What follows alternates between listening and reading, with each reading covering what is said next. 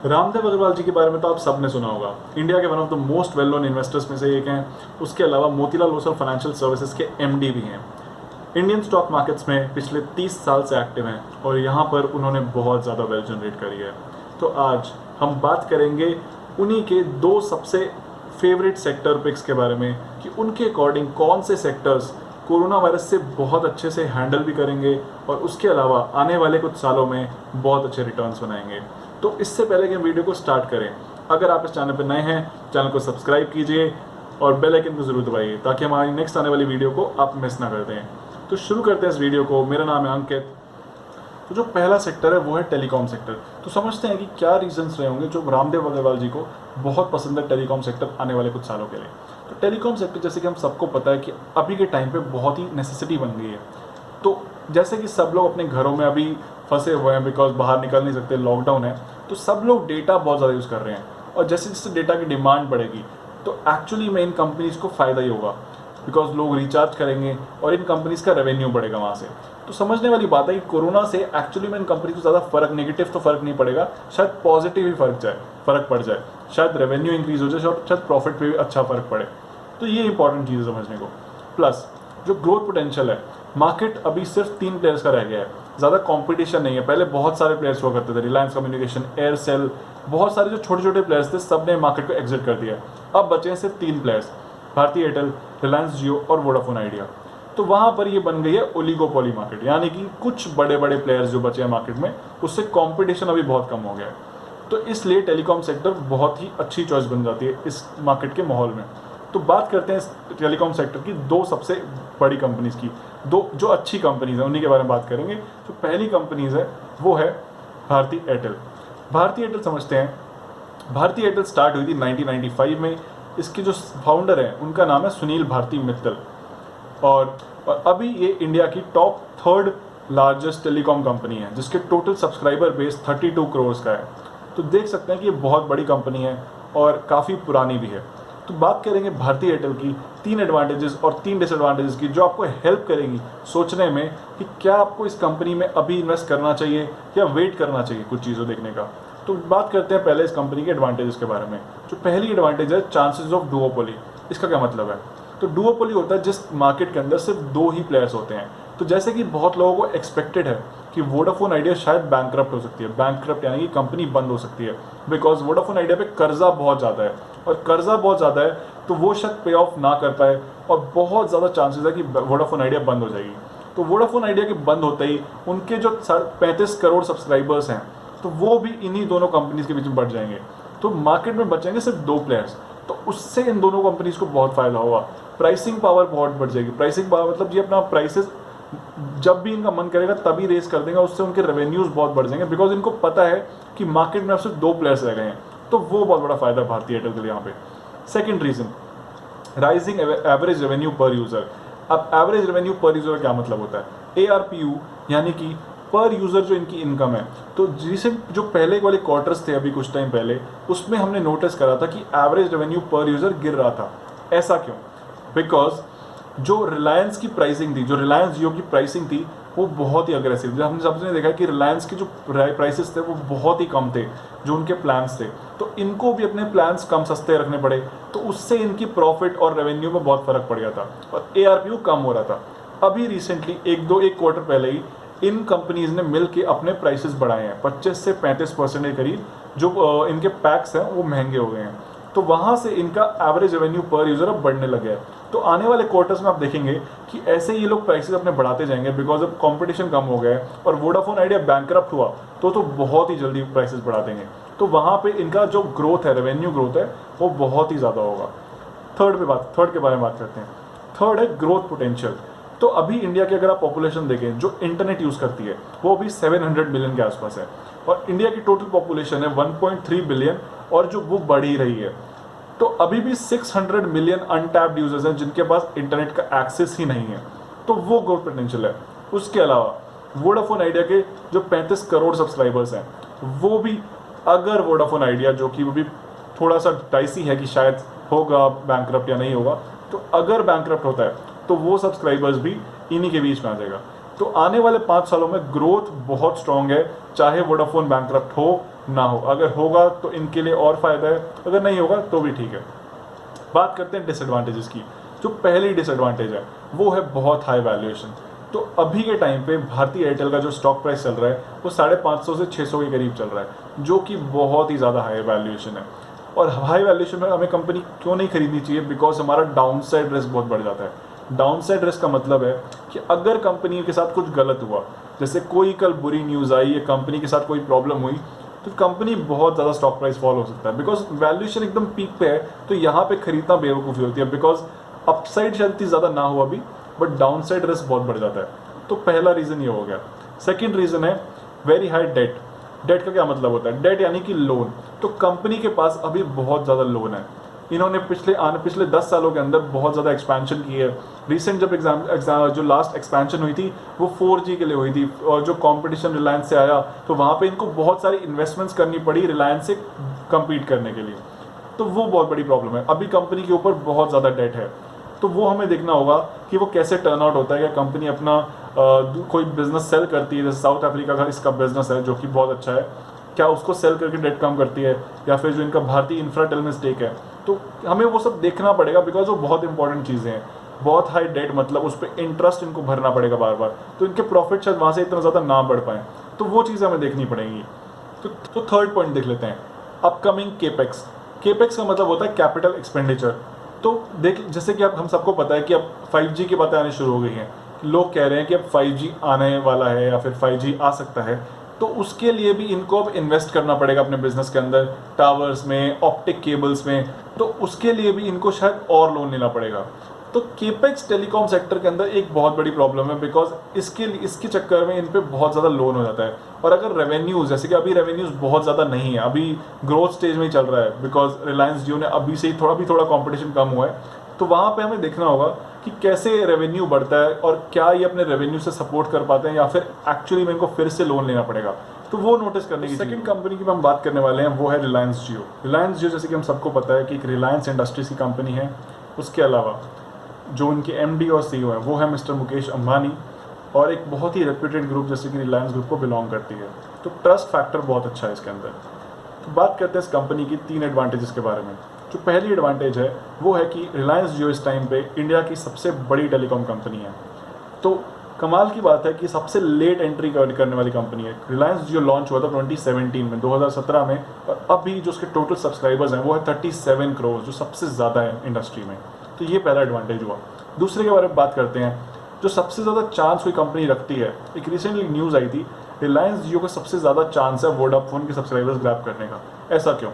क्योंकि सारे जो भी नए यूज़र्स आएंगे, बहुत ज़्यादा चांस है, क्योंकि मार्केटिंग इतनी स्ट्रॉन्ग है रिलायंस की कि सबने जियो का नाम सुना ही होगा। और मैक्सिमम लोग जो अभी मेरे को लगता है कि इस वीडियो को देख रहे होंगे, वो भी अभी जियो की सिम पर ही देख रहे होंगे, बिकॉज बहुत लोग यूज़ कर रहे हैं जियो, और सबको ही पता है मार्केटिंग बहुत स्ट्रॉन्ग थी इनकी।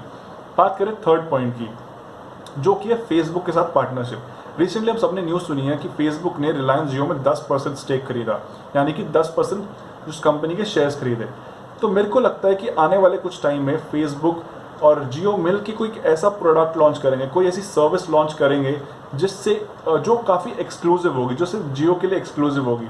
तो वहाँ पे बहुत फ़ायदा मिलेगा, बिकॉज काफ़ी यूज़र सिर्फ उस फेसबुक वाला जो फैक्टर होगा कि फेसबुक के साथ इनको एक ऐसी सर्विस मिलने वाली है जो और कोई जो पार्टनर नहीं दे पाएगा, जैसे कि भारतीय एयरटेल नहीं दे पाएगा।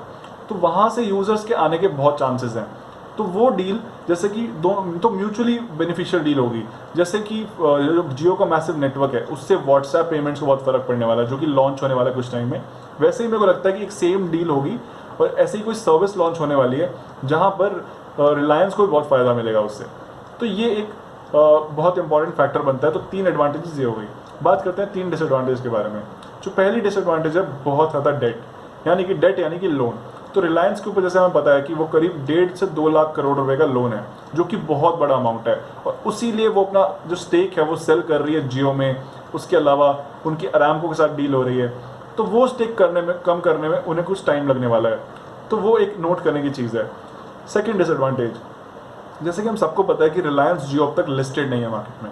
तो उसको बाय करने के लिए हमें रिलायंस इंडस्ट्रीज़ की सारी कंपनीज को खरीदना पड़ेगा। रिलायंस इंडस्ट्रीज़ का जब शेयर खरीदते हैं तो उसके अंदर उनके बहुत सारे बिजनेस हैं, जैसे कि ऑयल का बिजनेस है, रिटेल का बिजनेस है, उनका जो टीवी नेटवर्क 18 उनकी एक सब्सिडरी है जो कि कलर्स ओन करती है, मनी कंट्रोल को ओन करती है, तो वो भी उनका एक बिजनेस है, और उसके अलावा जियो एक बिजनेस है। तो हमें सारे बिजनेस का रिस्क लेना पड़ेगा और हम डायरेक्टली रिलायंस जियो में अभी तक इन्वेस्ट नहीं कर सकते हैं। तो थर्ड जो सबसे बड़ी डिसएडवांटेज है इस कंपनी में इन्वेस्ट करने की, वैल्यूएशन। रिलायंस का शेयर, जैसे कि आपको रिसेंटली न्यूज़ आई होगी कि वापस 10,000 करोड़ मार्केट कैप क्रॉस कर गया है। तो जो भी वैल्यूएशन रिलायंस की वो बहुत ज़्यादा हाई है। कुछ टाइम पहले जब रिलायंस 875 पे था, 50% जो गिर गई थी मार्केट, तब वहाँ पे जो रिलायंस का शेयर था वो एकदम फेयरली प्राइस था, क्लोज टू फेयरली प्राइस था। तो वहाँ पर अगर आप बाय कर पाएँ और या फिर आपको फिर से कभी अपॉर्चुनिटी मिले, जो कि बहुत लाइकली है कि अपॉर्चुनिटी मिल सकती है, तो अगर आपको स्टॉक उसके आसपास कहीं मिले तो वहाँ पे उसकी वैल्यूएशन थोड़ी फेयर होगी, तो वहाँ पर आप ज़रूर बाय कर सकते हैं। तो ये हो गई इनकी डिसएडवांटेजेस और एडवांटेजेस रिलायंस के बारे में। बात करते हैं अगले सेक्टर की, इंश्योरेंस सेक्टर, और समझते हैं कि क्यों रामदेव अग्रवाल जी को इंश्योरेंस सेक्टर में काफ़ी इंटरेस्ट बन रहा है इस टाइम पे, और उनको क्यों लगता है कि आने वाले कुछ टाइम पे ये अच्छा परफॉर्म कर सकता है। तो पहला रीज़न तो यही होगा कि ये लोन जीरो डेट बिजनेस है। इंश्योरेंस में कंपनीज पे लोन यूजुअली नहीं होता है, बिकॉज इनको प्रीमियम मिलता है सामने से। तो कंपनीज जैसे कि HDFC लाइफ हो गई या फिर ICICI प्रूडेंशियल हो गई, तो यहाँ पर इनके ऊपर कोई डेट नहीं है, प्लस इनका जो नेटवर्क है वो बहुत ही स्ट्रांग होता है, जो ब्रांच नेटवर्क है, तो वहाँ से इनको बहुत फ़ायदा मिलता है। तो स्पेशली ऐसे टाइम पे जो क्राइसिस वाला टाइम होता है, जो यहाँ से सबसे ज़्यादा चांसेस होते हैं कंपनी से सर्वाइव करने के, वो कंपनीज होती है जीरो डेट वाला बिजनेस, जिन कंपनी में लोन नहीं होता है, जिन कंपनी में डेट नहीं होता है। तो इंश्योरेंस बिजनेस एक बहुत ही अट्रैक्टिव बिजनेस है, और इस टाइम पे जबकि इंश्योरेंस की डिमांड बहुत बढ़ने वाली है या फिर बढ़ सकती है, बिकॉज जो लाइफ के ऊपर डेंजर है वो बहुत बढ़ गया है। कोरोना वायरस के आने से बहुत ज़्यादा लोगों को समझ आया कि उनकी जो लाइफ है वो उनकी उसकी इंपॉर्टेंस थोड़ी समझ आएगी कि उनकी फैमिली के जो सेफ्टी है उसके लिए उन्हें शायद लाइफ इंश्योरेंस लेना पड़ेगा, और जो टोटल फैमिली का कवर है उसके लिए उनको शायद हेल्थ इंश्योरेंस लेना पड़ेगा। तो जो ओवरऑल इंश्योरेंस की डिमांड है वो आने वाले कुछ सालों में बढ़ने वाली है, स्पेशली इंडिया जैसी मार्केट में जहाँ पे अंडर पेनिट्रेशन इंश्योरेंस का बहुत ज़्यादा है, बहुत कम ही लोग अभी तक इंश्योरेंस लेते हैं। तो ये एक बहुत देखने वाली चीज़ है। तो बात करेंगे सेक्टर के अंदर दो फेवरेट कंपनीज के बारे में। पहली कंपनी है HDFC लाइफ। HDFC लाइफ जैसे कि आप सबको पता है कि HDFC ग्रुप की कंपनी है, बहुत ही फेमस है और इंडिया में सबसे बड़ी प्राइवेट लाइफ इंश्योरेंस कंपनी है। बात करते हैं इस कंपनी की 3 एडवांटेजेस के बारे में। जो पहली एडवांटेज है इस कंपनी के बारे में वो है HDFC ग्रुप का ब्रांड नेम। तो इंश्योरेंस जब भी कोई इंसान लेता है तो पहला फैक्टर वो क्या देखेगा, ट्रस्ट। तो उसको गारंटी होनी चाहिए, उसको अश्योरिटी होनी चाहिए कि अगर उसके साथ कुछ बुरा होता है तो कंपनी क्लेम देगी, और HDFC ग्रुप का जो ट्रस्ट है वो वहाँ पे बहुत हेल्प करेगा। ट्रस्ट फैक्टर इंश्योरेंस के बिजनेस में बहुत इंपॉर्टेंट होता है। तो पहली एडवांटेज हो गई वो। तो second, under penetrated life insurance market. तो लाइफ इंश्योरेंस की जो मार्केट है अभी वो बहुत ही ज़्यादा अंडर पेनिट्रेटेड है एज़ कम्पेयर टू जो बाकी कंट्रीज़ हैं, जो बाकी देश हैं, वहाँ पे जो मार्केट है लाइफ इंश्योरेंस की वो बहुत ही ज़्यादा बड़ी है। मतलब काफ़ी ज़्यादा लोग कंपैरेटिवली इंश्योरेंस खरीदते हैं। तो अभी भी बहुत ज़्यादा बड़ा स्कोप है प्राइवेट लाइफ इंश्योरेंस के लिए इंश्योरेंस सेल करने का और अपना मार्केट शेयर बढ़ाने का। तो आने वाले 10 सालों के अंदर, 5 से 10 सालों के अंदर जो स्कोप है इंश्योरेंस सेक्टर में, अभी की बात नहीं कर रहे कि अभी आने वाले 1-2 साल में शायद बहुत ज़्यादा फर्क नहीं पड़ेगा, बट आने वाले 10 सालों के अंदर जो मार्केट गेन हो सकता है वो बहुत ही ज़्यादा है।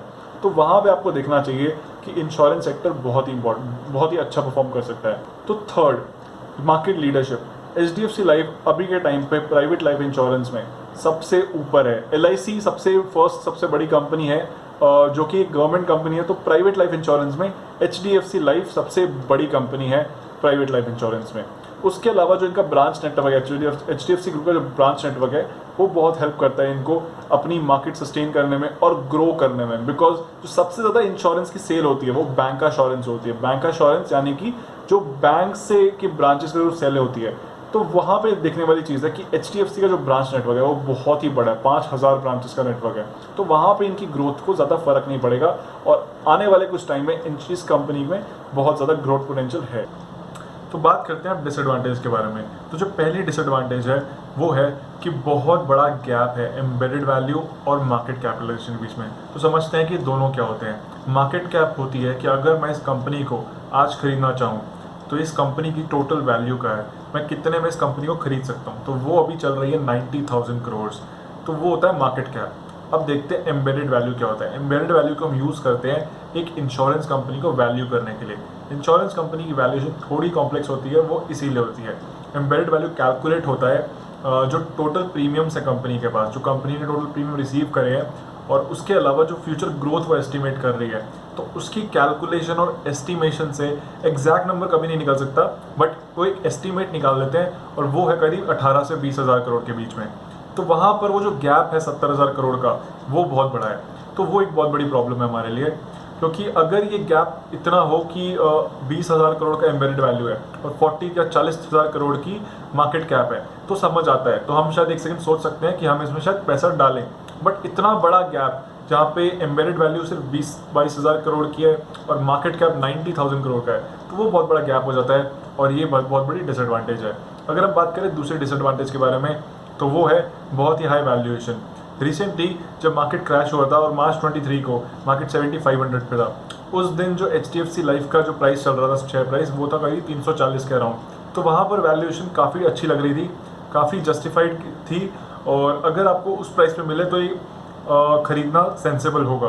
बट जो अभी प्राइस चल रहा है वो चल रहा है करीब 550 के आसपास, तो वो बहुत ही ज़्यादा हाई वैल्यूएशन पे है और वो इसीलिए प्रीमियम पे ट्रेड कर रहा है बिकॉज ब्रांड नेम इतना अच्छा है। तो इसलिए अभी इसको खरीदना ज़्यादा अच्छा नहीं होगा, तो बेस्ट यही होगा कि अभी इसको वॉच लिस्ट पे रखा जाए। तो बात करते हैं सेगमेंट की लास्ट कंपनी के बारे में, जो कि है ICICI लोम्बार्ड जनरल इंश्योरेंस। तो जनरल इंश्योरेंस क्या होता है? जनरल इंश्योरेंस होता है जैसे कि fire insurance, property insurance, theft insurance या फिर मरीन इंश्योरेंस। तो ऐसे टाइप के इंश्योरेंस को बोलते हैं जनरल इंश्योरेंस। तो ICICI लोम्बार्ड इंडिया की सबसे बड़ी प्राइवेट जनरल इंश्योरर है, जिसका मार्केट शेयर है 15%, जो कि top market share of private life insurance के अंदर है। उसके अलावा ये एक ICICI ग्रुप को बिलोंग करने वाली कंपनी है, जो कि एक बहुत ही ट्रस्टेड नाम है। जैसे कि मैंने आपको बताया, HDFC लाइफ के अंदर भी वो एक लाइफ इंश्योरेंस कंपनी थी, बहुत ही ट्रस्टफुल नेम है, और ICICI भी एक बहुत ही अच्छा नाम है एक इंश्योरेंस कंपनी के लिए, बिकॉज जब भी कोई इंश्योरेंस लेगा वो इस ऐसे ही किसी कंपनी से लेगा जो उसको उम्मीद है कि उसको टाइम पे कॉम्पनसेट कर देगी जब भी उसके साथ कुछ गलत होगा, इसीलिए इंश्योरेंस लेते हैं।